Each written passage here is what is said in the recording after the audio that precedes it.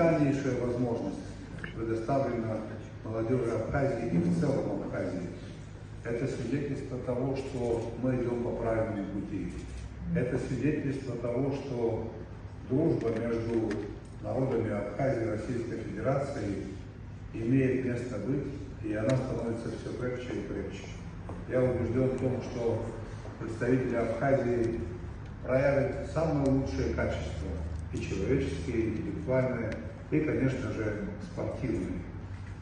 Те вопросы, которые необходимо решить для того, чтобы подготовить наших спортсменов, некоторые аспекты предстоящих соревнований, в том числе политический аспект, этим мы будем заниматься. Мы проведем на следующей неделе совещание с участием премьер-министра, определим необходимые вопросы, которые надо решить и для участия в БРИКС, и на других международных спортивных соревнованиях, которые предстоят провести в этом году. А я очень рад тому, что мы сегодня здесь собрались, вы мне подняли настроение, и вот так, шаг за шагом, будем покорять высоты, которые нам ранее не удавалось это сделать.